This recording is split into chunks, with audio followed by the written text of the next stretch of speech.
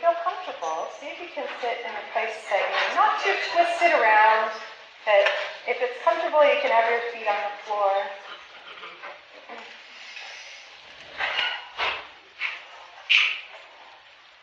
And I'm going to try a few different things. And what I'm hoping is something in there is like, oh, that kind of felt good. So you can put it in your toolkit. So the first thing is, like, maybe most of you have been in this room before. Some of you haven't. You've been in this room now for a couple of hours. But have you really let yourself check out the room or the people in it? And so I'm wondering, if you really let your eyes see whatever they want, what they might do right now.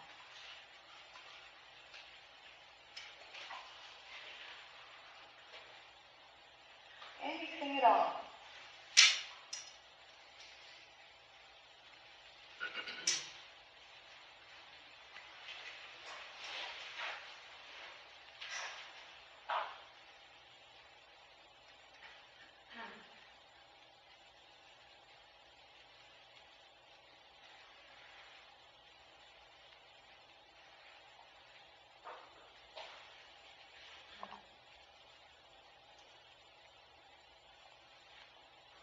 And then, if you take your attention to the fact that you're breathing, some of you have breathing practices, and just the mention of it will make you change your breath, and that's fine. But let's try focusing on the exhalation and just see what happens. We're going to focus on the exhalation and see what happens. So let yourself take a comfortable breath.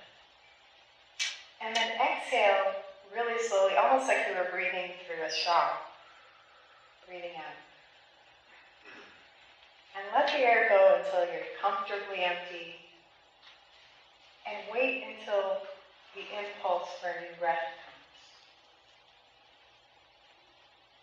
And take as much time as you like with that inhalation. When your lungs feel comfortably full again, take your time with the exhalation. Let them feel that little pause. And then when the impulse comes again, let them fill.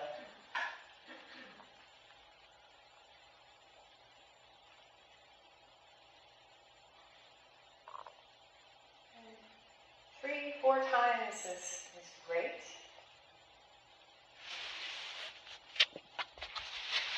And then take a moment to check in on how things are now.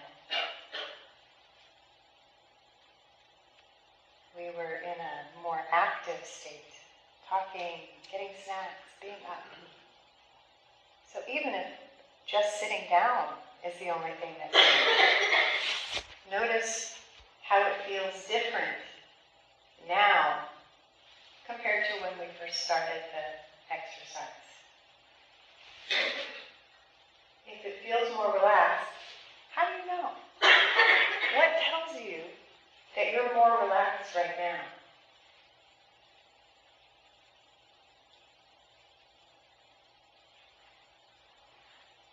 Did something get softer?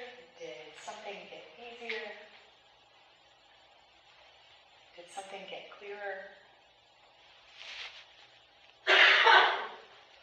We often focus on the thing that's wrong, what got worse. So we're building a habit, noticing what gets easier. So if it feels comfortable, just let your eyes close, or you can look down. And see if you can feel all of the places that your body is being supported right now. Chair, floor, if your arms on the table or your lap.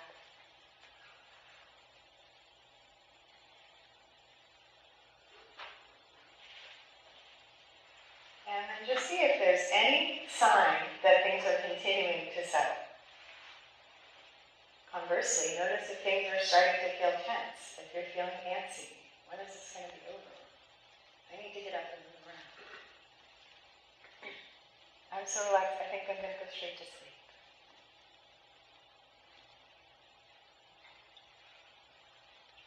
And then see if you can picture a very relaxed scene in nature. And just let yourself put as much detail in the image as you like.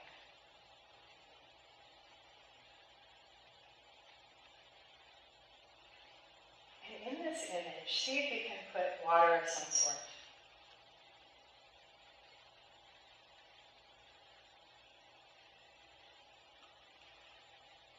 And whatever way you'd like to engage with the water, either washing your hands, stepping in with your feet, or immersing a little bit more. Let's see if you can imagine letting yourself be cleansed by the water of whatever stress is able to leave right now. Maybe you have an image that it drains out, or it gets rinsed off.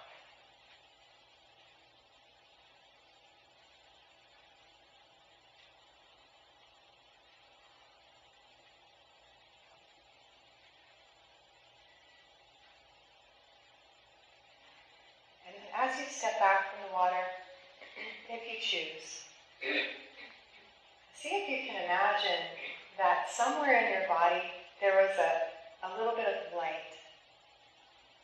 And maybe it starts off like the light of a flashlight. And just notice where you saw that light. And then see if you can let that light feel like it's expanding. So we're just creating an image with our mind. And you might not see it, you can just imagine it. Maybe you feel it or sense it.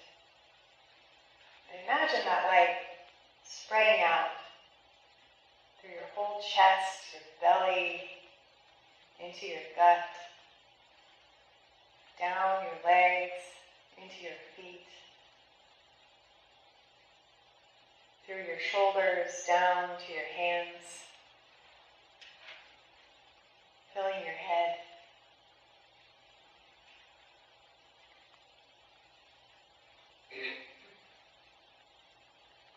And just imagine that that light could be recharging, restorative, loving.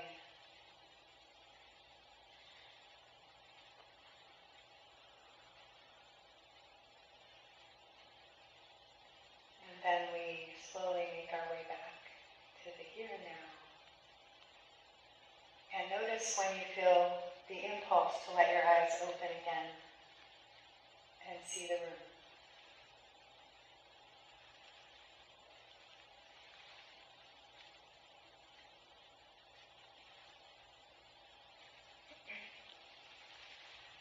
Did anybody feel more relaxed? Some people will feel the opposite. When I relax, my activation goes up. So you weren't doing it wrong. That's just how your system is wired.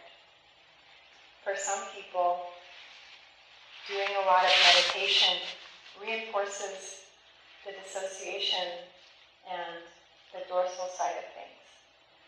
So for some people, meditation going in is probably not that helpful for helping your nervous system to be more regulated.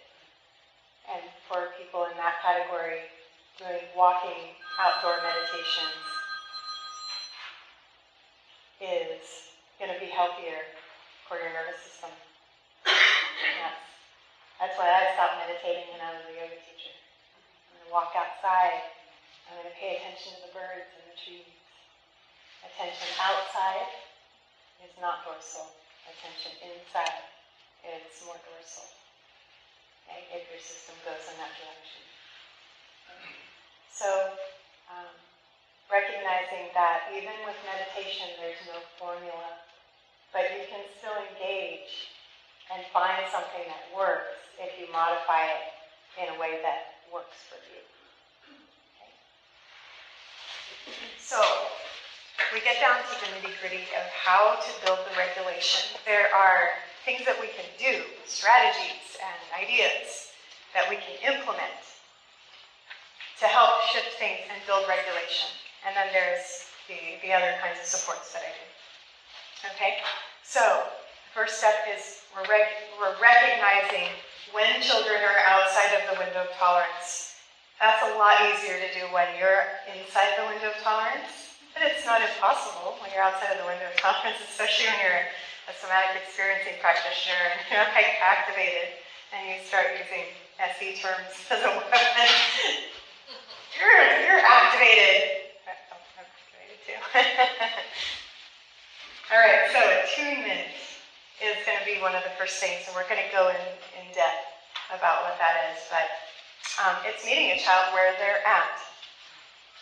Sometimes just meeting them where they're at repeatedly is going to help reduce the activation. It's that feeling of being met.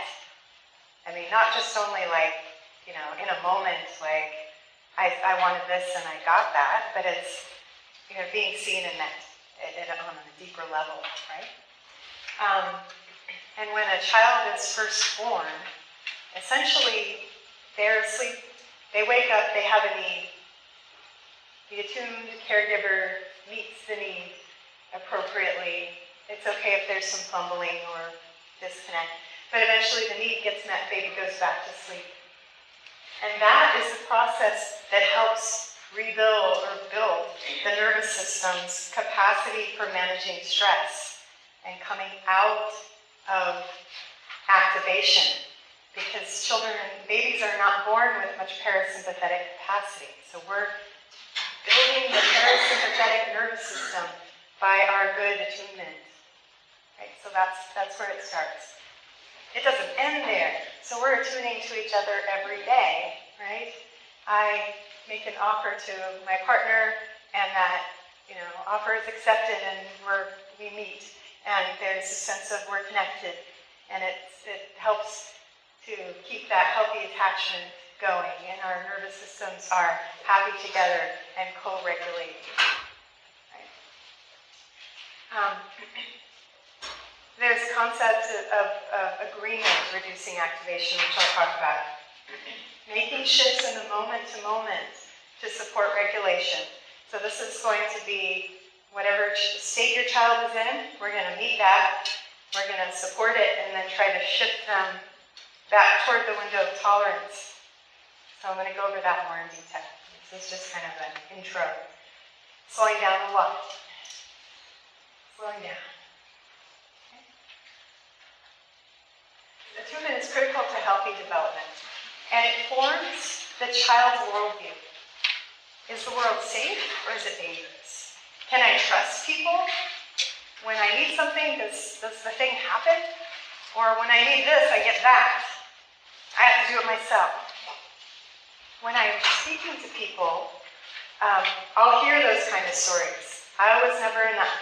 I have to do everything myself. I can't trust people.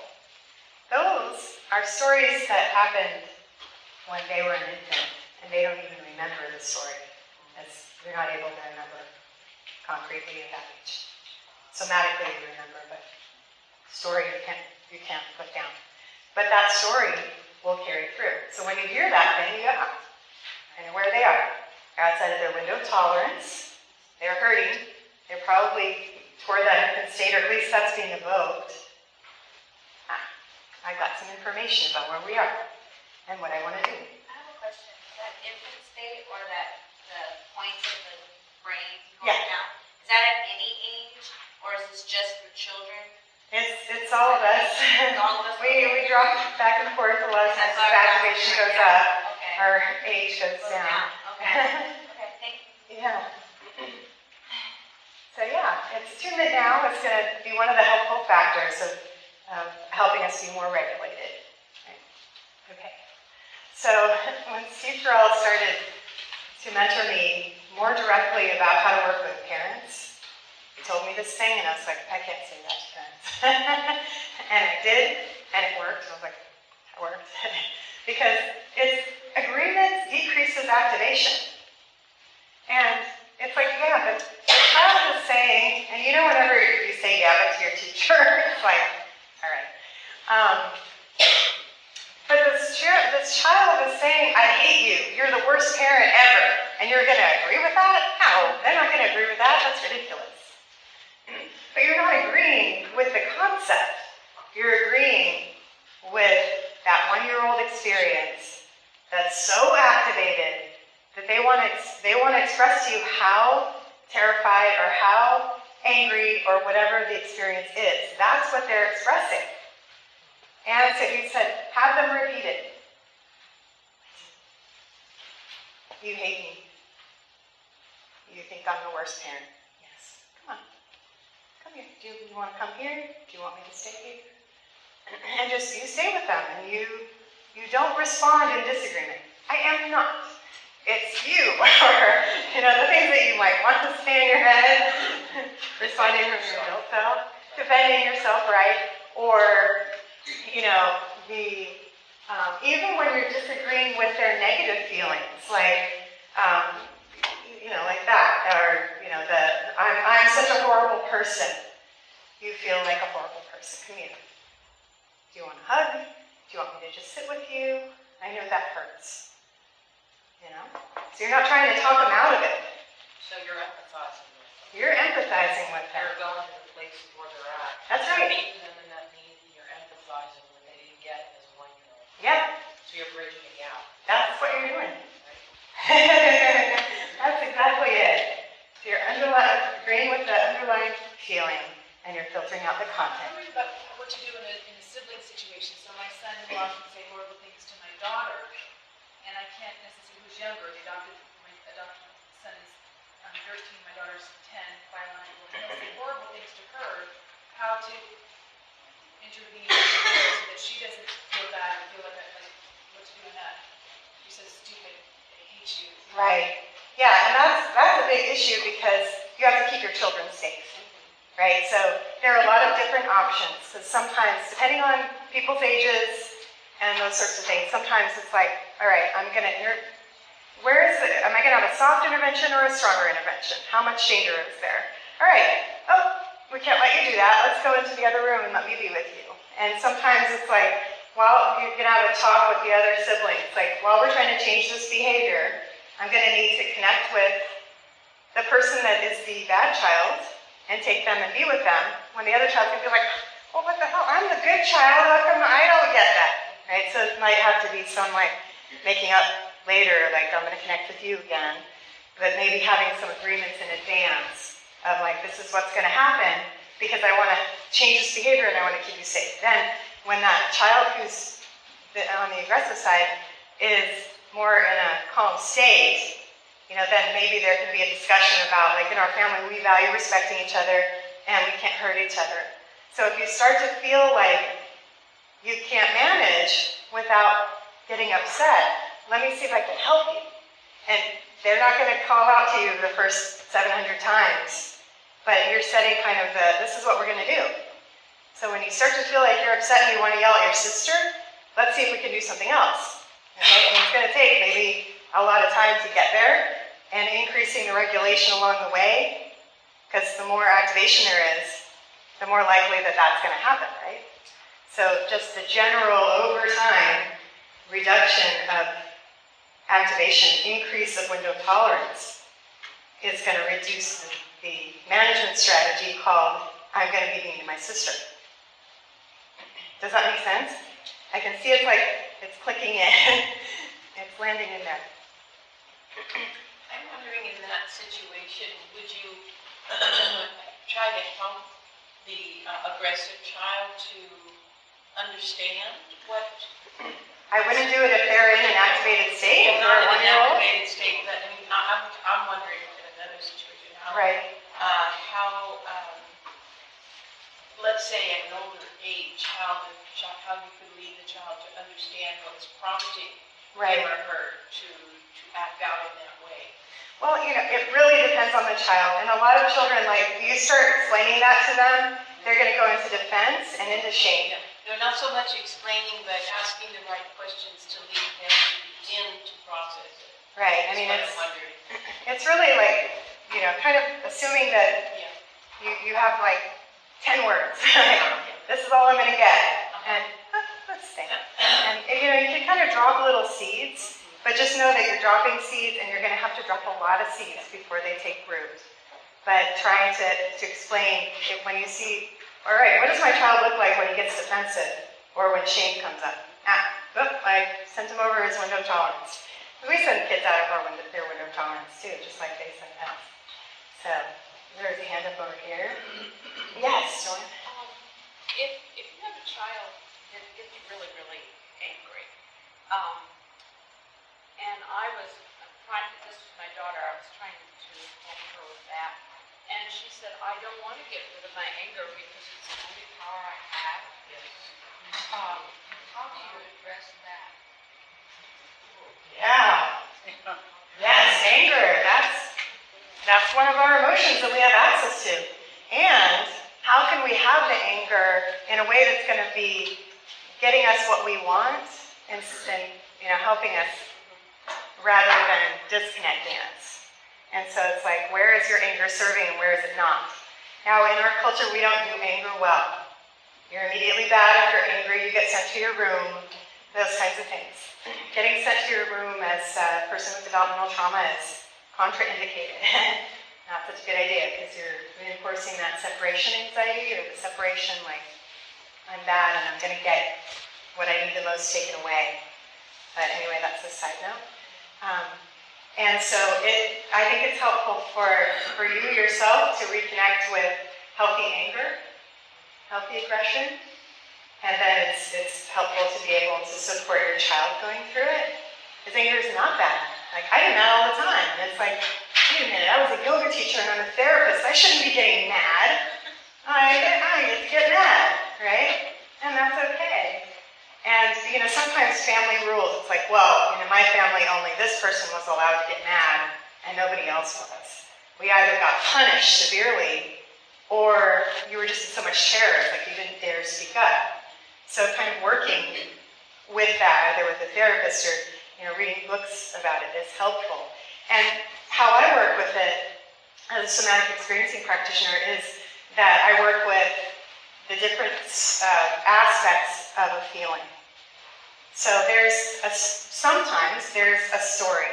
This thing happened and I got really mad. How did I know I was mad? Well, I was just mad.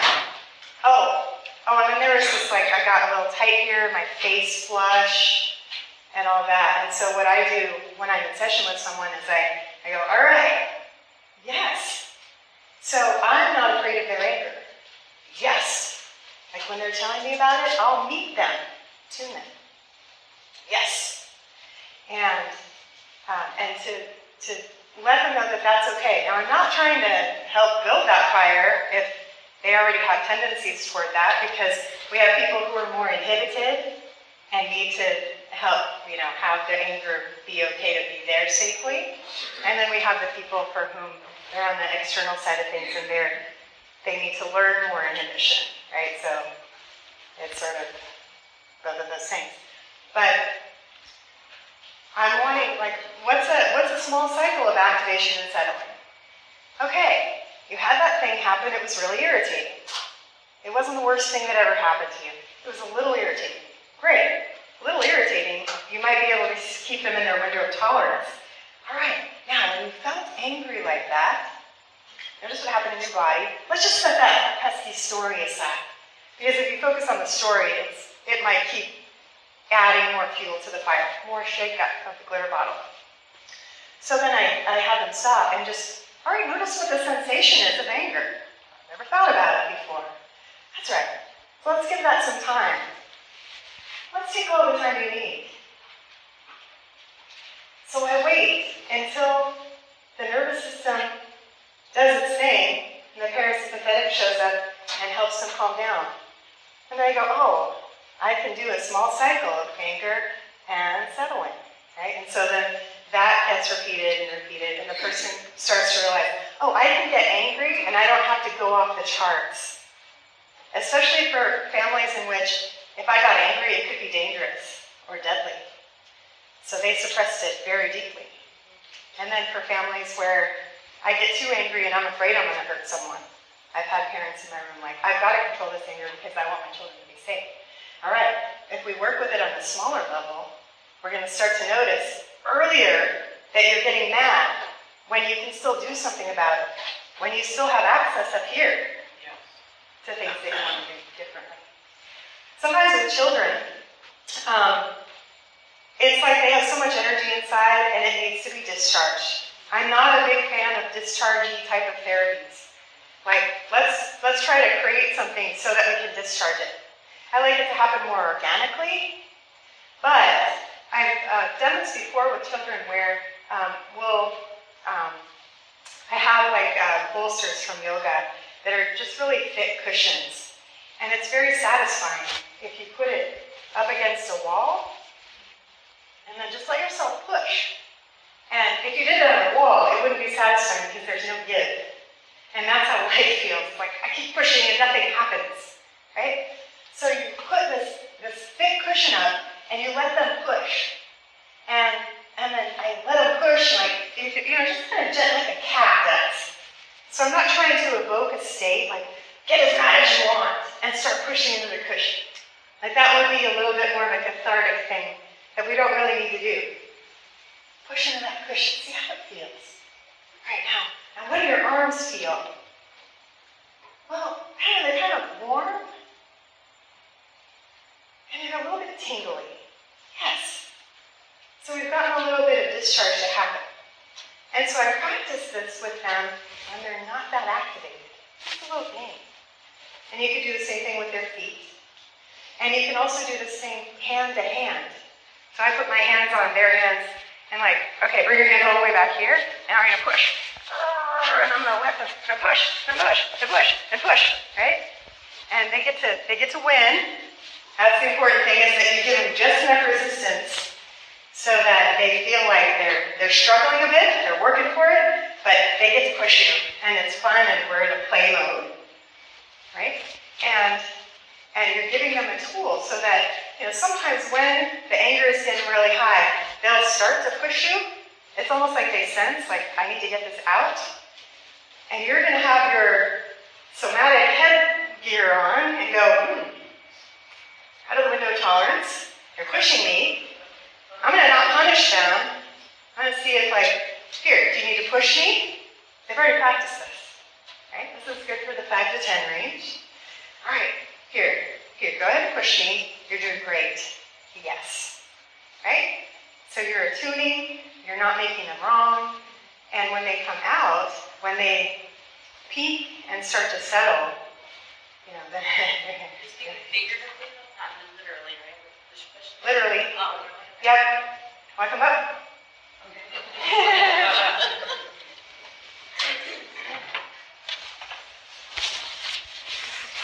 Tell me your name again. Scarlett. Scarlett. All right. So go ahead. So I'm going to do this. I'm not going to look into her eyes.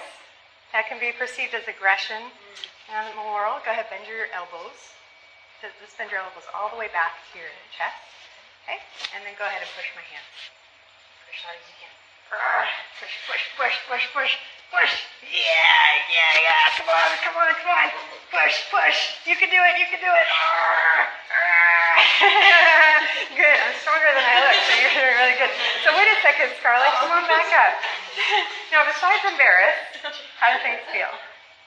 I know what you're meaning now. I can see how you're focused more on having to push and not thinking about other things, you know? So there's the cognitive piece. What does it feel like in your body?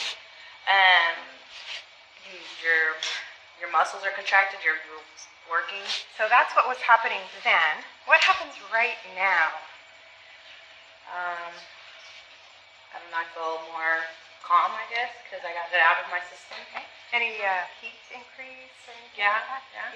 Yeah. So those are the things that we're looking breathing for. more. Yeah, so like your breath kind of maybe opened up a little bit, which if things were getting slow on the dorsal side, because we've been sitting now, that would, it increases your heart rate and your breath and all that. And so that's just a real simple, like, hey, I got a little activation going, and then it settled. And would you use that if they're overactive too? I would probably use that in a calm and play state. You can go sit again, that's okay. I like using that when things are calm and we're playing, and then If it comes back up and I'm following their lead and they start to do something, it might just start to come out in them, and then I'll meet them when I can, if it's appropriate in the moment and that sort of thing.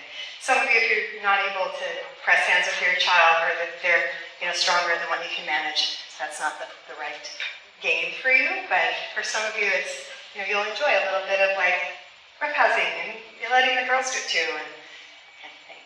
You're not supposed to do this when they're actually mad. So I wouldn't introduce it when they're mad for the first time. Okay, I know you're mad. Can you come here? We're supposed to push hands. What are you talking about? Get out of my face. Okay. So essentially, one of the issues is that when there wasn't good attunement in the infant years, sometimes what happens is the only way their system can figure out how to get relief is that it gets as activated as it possibly can, and then it collapses. That's the only way I know. And this happens with very successful people, like people who are very productive in society. It's not just people who, we would say seem more dysregulated.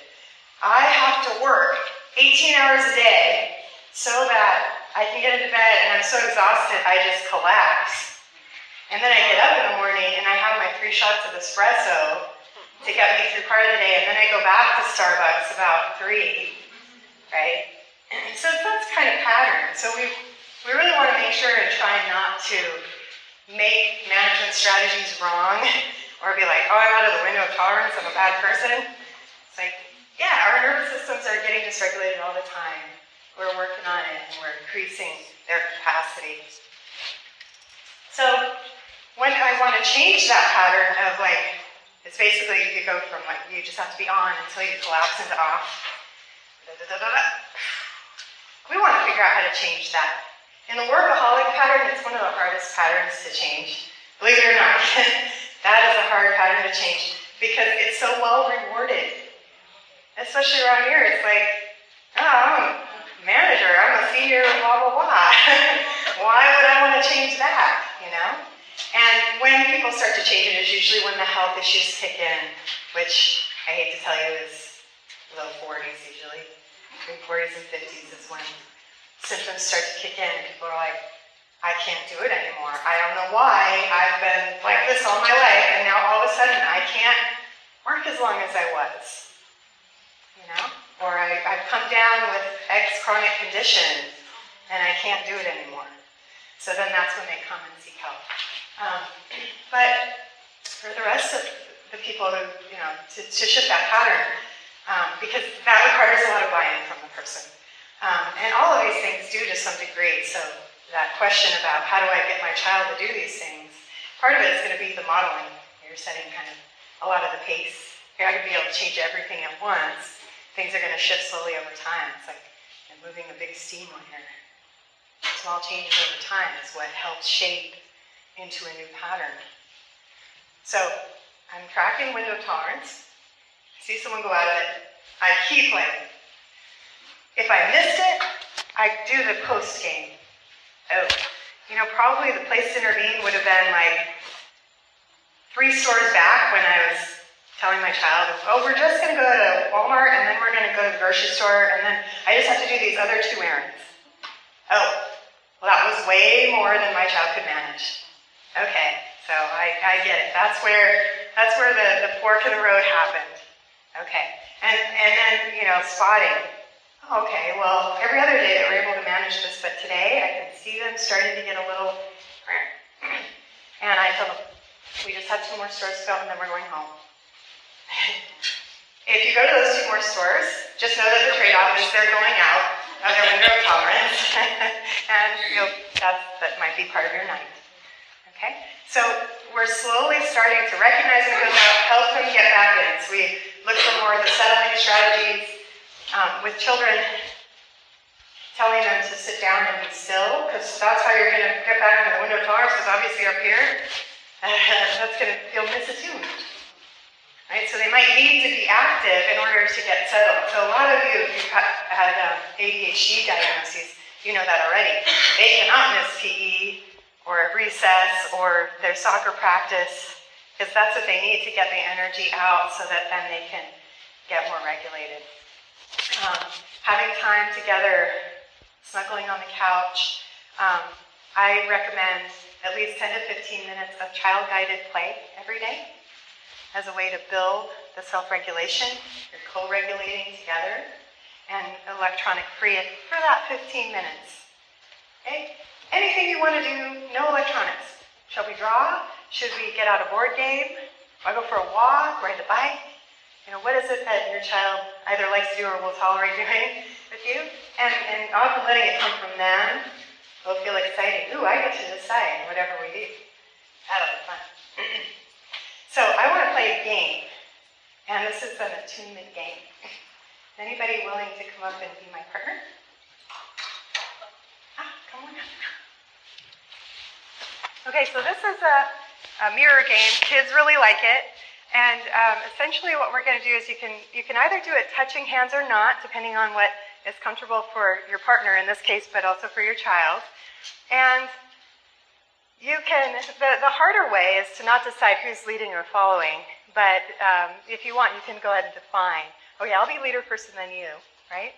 And so if you're the leader first, what you're going to do is just like let your body do stuff that it wants to do, and I'm going to try to stay in attunement with you.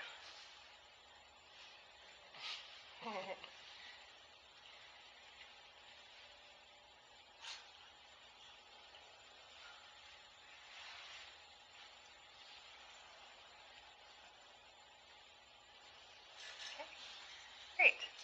So it's a very simple little game. I'll let you guys experience it and then find out how things do. We're going to do probably about 1 minute per person. And so just see if you can pick a friend or a new friend. And you can spread out a little bit. And I'm very curious about, is there anything anyone wants to share about what that experience was like? Soothing. Yeah. Nice.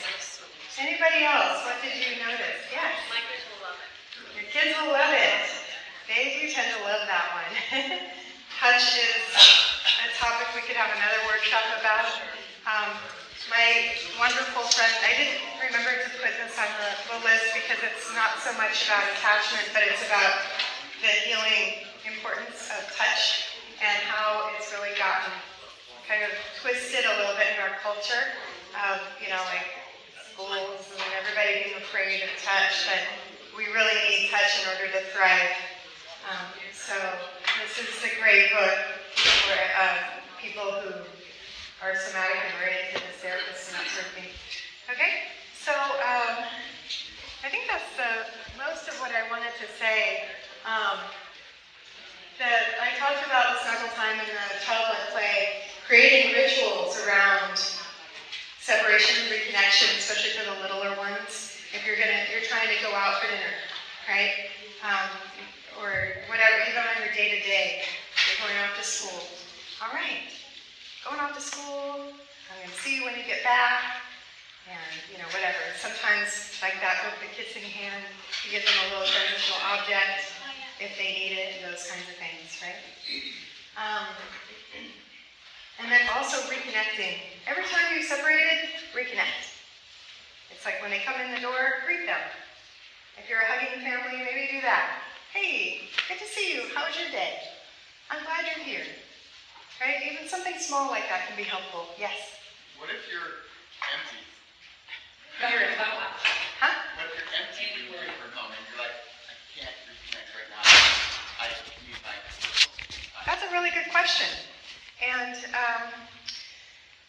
it's sort of like, you know, if you have, you know, the thing is when you come in the door, it's a new person. I've been waiting for you all day. I'm so happy to see you. That would be the time where I would push my limit and just be like, hey, I'm really glad to see you. Let me give you a big hug. All right, now I have to go into my office for a few minutes, and then I come out and we'll have our 10-minute time. Or whatever, just like having something concrete. I am going to reconnect with you, and I need to reconnect with myself. And it might be that you have to set that expectation when you're having your time together and there's no activation much.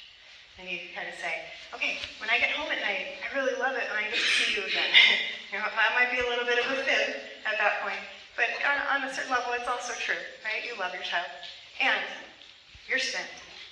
Now, what I'd also like to say is I would love it if you start getting more self-care going, so that hopefully you don't feel as empty when you get home. There's things that you can layer into your day or your weekends or your evening time that will help you get more recharged. That will also help. But I think with children, especially with developmental trauma, setting expectations is really helpful. Yes, do you have a follow-up to One of that? the techniques my wife has best used is that she'll sit in the driveway for 20 minutes on her own before she'll leave from the house. Yes. So that's- Yes. One last question here. I was gonna say, what used to help me, I used to listen to music instead of the news and, and really get into, allow your consciously let it come in. If you're overloaded, I would suggest a media diet, even social media. Unfollow those pages that have activating information. And advertising is designed to create activation because activation produces action. Pressing the buy button. I worked in advertising. I know this for a fact. It's conscious.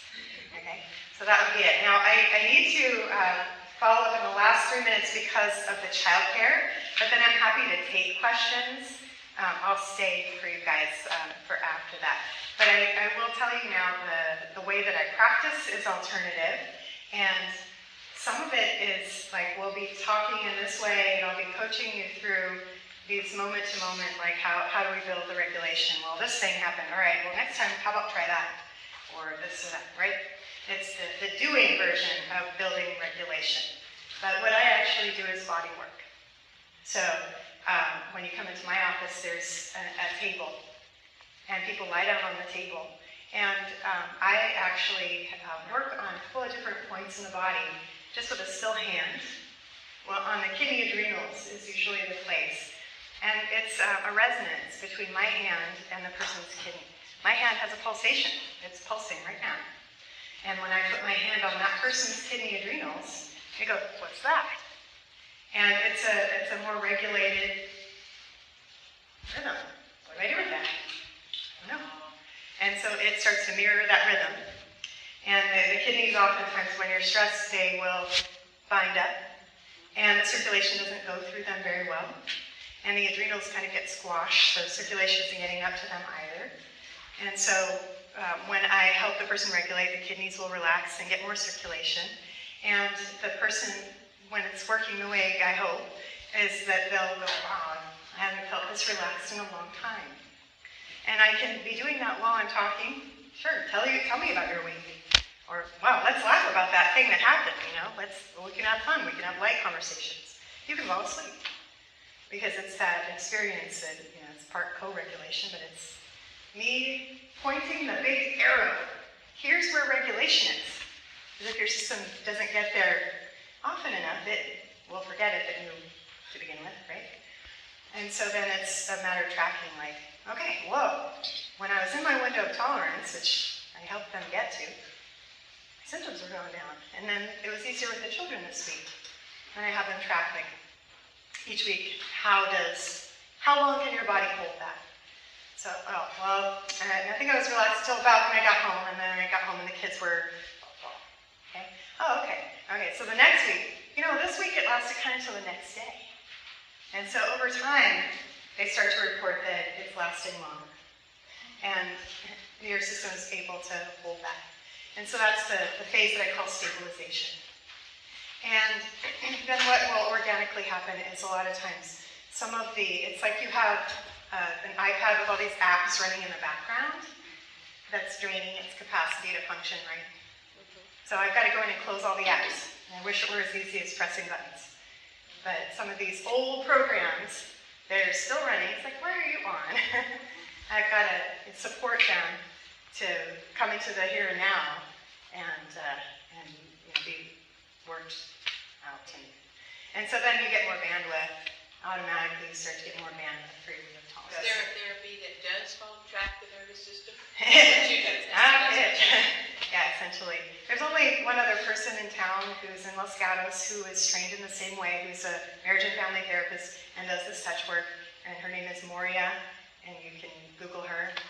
but she's down in Los Gatos, so if you are further afield, my office is in Mountain View. So, yeah, that's the thing that has been wildly successful with a lot of different people. I would say there's probably been maybe 1 or 2 times that the person's system didn't respond as I expected, and it doesn't matter if you don't feel anything. It's like, well, I don't really feel my body, so I don't know if it'll work. But it doesn't matter if your state changes, by the end, you know that your system is taking it in. So your system's automatically responding to that, which you're doing in terms of, Yeah, of regulating it to that person, that that's right. state, and getting rid of stress. Now when you go home and you co-regulate from a window of tolerance perspective, that's, unless you get thrown out when you walk in the door, it takes it out. But I really do have to wrap up because I know with childcare they really have to let the children go. But I will stay up here, and thank you so much for being here. I love how you're engaged.